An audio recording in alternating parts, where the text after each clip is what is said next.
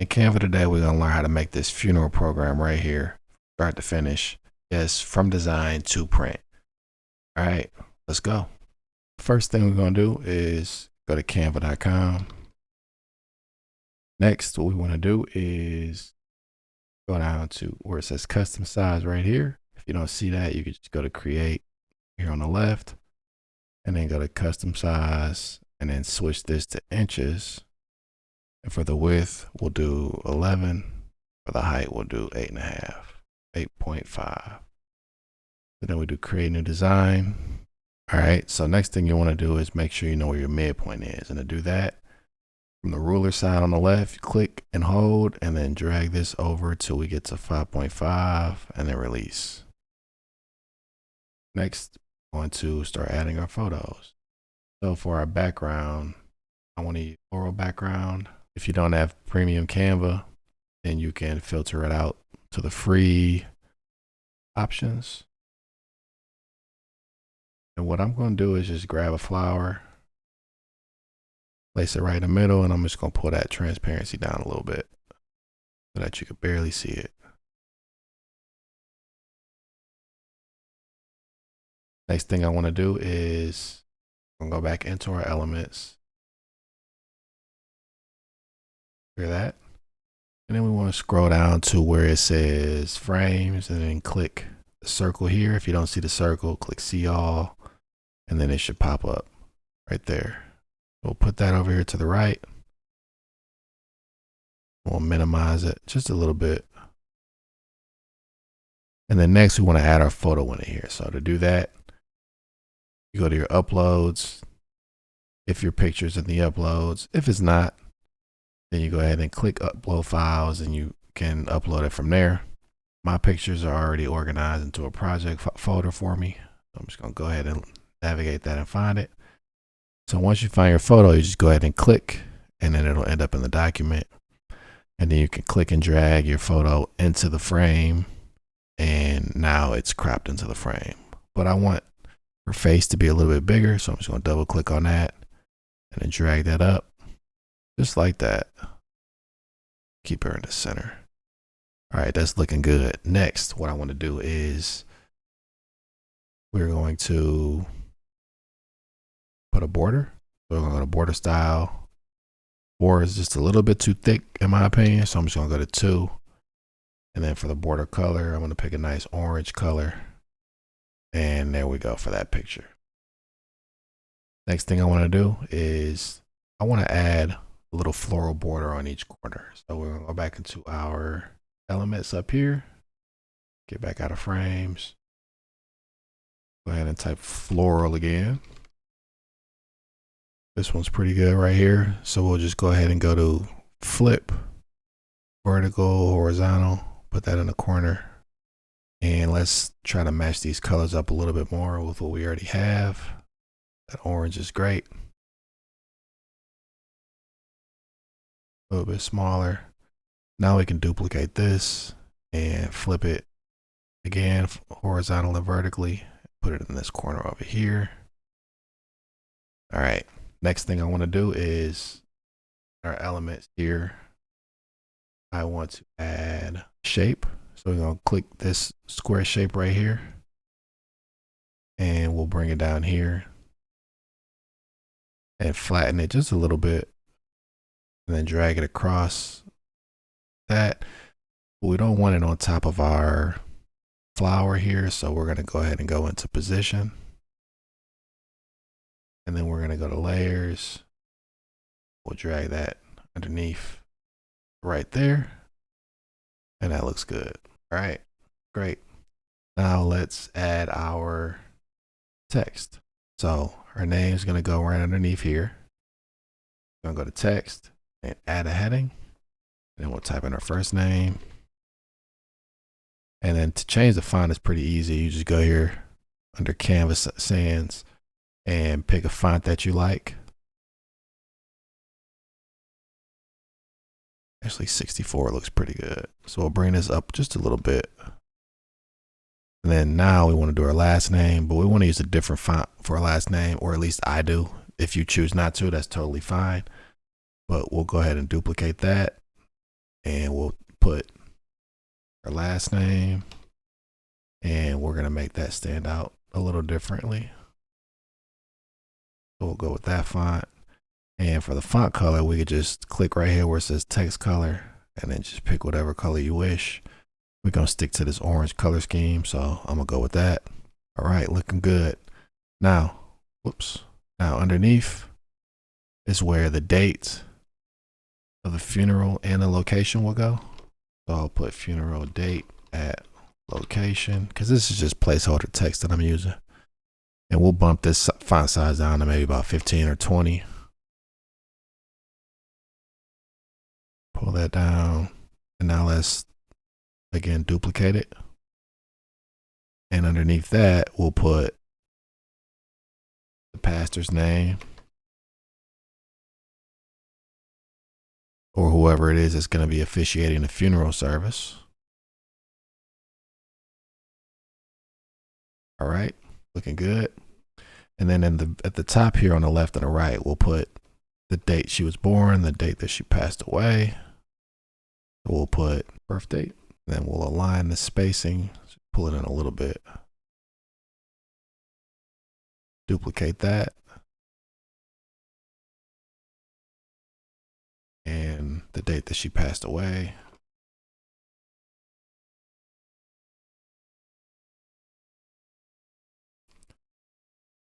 Okay, looking good there. All right, now we're done with that front side.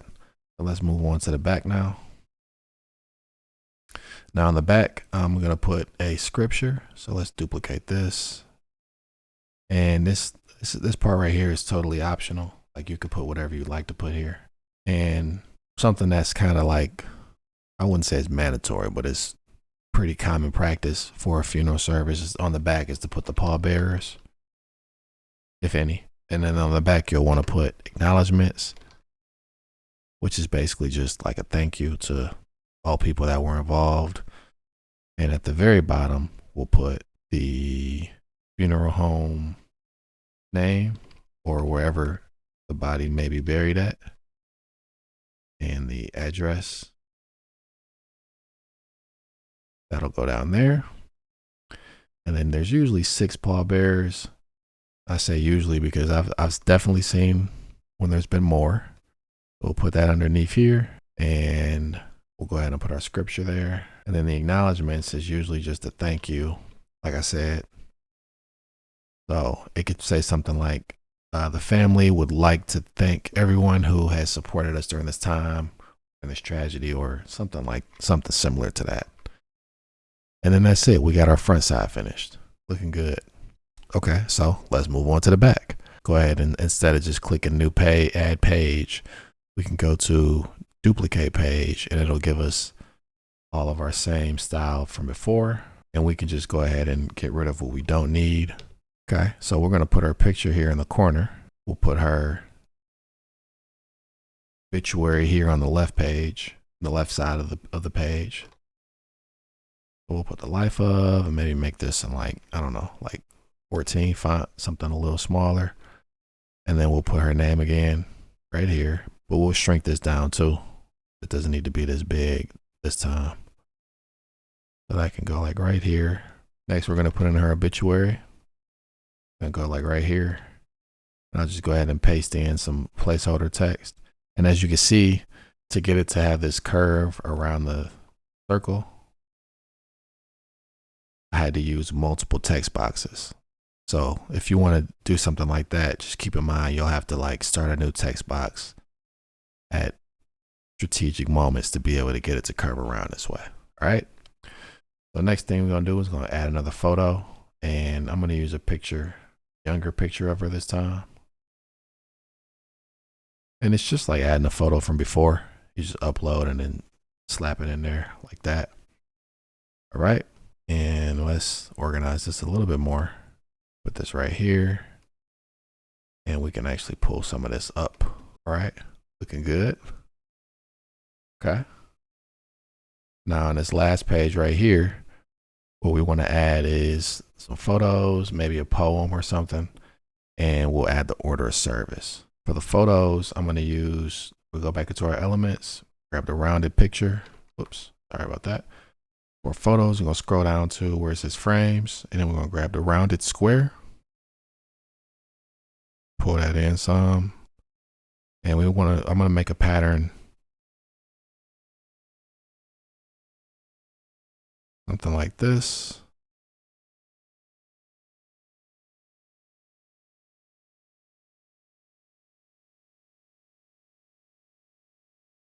Pull this down here and duplicate and put that one right here. And we'll actually, so we got more room for text. We'll shrink these both a little bit. And then right here in the middle, we'll put like a quick poem or something, or a quick prayer. So yeah, we'll put a prayer here in the middle, right? And then we'll fill in all these photos here, like pictures of the family or pictures of her. But before we do that, we're gonna go ahead and highlight all of them one more time. And we're gonna go to our border style, solid, 2 pixels, and back to that orange color that we use. Looking good. All right, so now I'm gonna go ahead and fill these in with pictures from the family. All right, that's looking pretty good.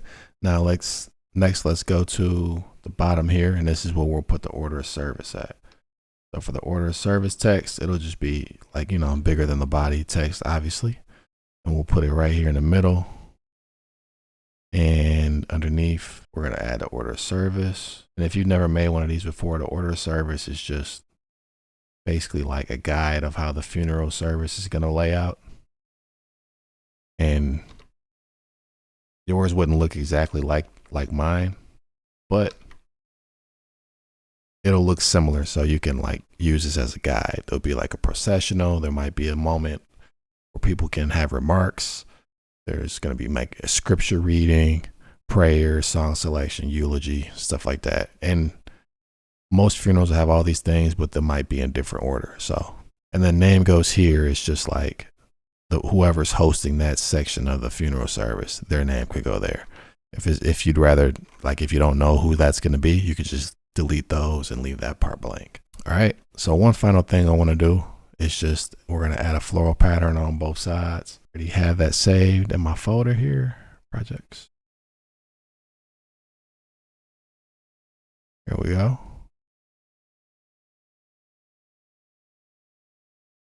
So we just shrink this down here, put that on that side. Just to sort of like form, like to create form around this. So duplicate that. And then flip horizontal, and we'll put one on this side too. And there you have it. There's the inside, there's the outside. And when you're finished, you just go to share, go to download, and then under file type, you want to switch this to PDF print. If you have premium Canva, you can go ahead and select CMYK for professional printing. If not, you can print with RGB and it'll look just fine. And then you want to flatten the PDF so that the file loads quicker and that everything moves a little bit more optimized and efficient. And then once you have all these settings hit, you just go ahead and hit download. And then it might take a second to load up. Now your download should look something like this. 2 pages, but really it's just one sheet. So the way that I print this is I go into my HP Smart app, and then I go to print documents. I find my document here, right? Now, first thing you want to do under orientation, you want to make it so that it's landscape. 8.5 by 11 should be the size that you're selecting. And the paper type, that depends on what type of paper you load into your printer. Right now I'm using a glossy inkjet paper. I'm not using the HP brand, so I'm going to go ahead and click other glossy inkjet papers. And then for the output quality, I recommend clicking high quality copies, however many you need. But if I were you and I needed to print multiple copies of this, I would print one out first and make sure that it looks the way that I want it to look. And then from there, I would print the rest. For duplex is like telling the printer to print 2 documents on one sheet. So you're going to tell it to print on 2 sides and flip the short edge. If you select the wrong option here, if you pick flip the long edge, your paper is going to be upside down. So you're going to make sure that you flip the short edge and that you pick landscape orientation. Next, you can go into more settings if you like. If you have a printer that can do borderless printing, you might want to check that on. You want to make sure that the right paper tray is set up. And then after all of that, make sure it's in color, hit OK, and then just hit print. So then you'll end up with one of these. Really good quality, I'd say, especially for printing at home. And that's it. That's how you make your own obituary at home. If you got any questions, you can leave them in the comments below. If you're interested in knowing about what type of paper you should print on or what type of printer you should use, I have 2 videos that you might be interested in here. You can check those out. And again, I appreciate y'all watching. I'll see you next time.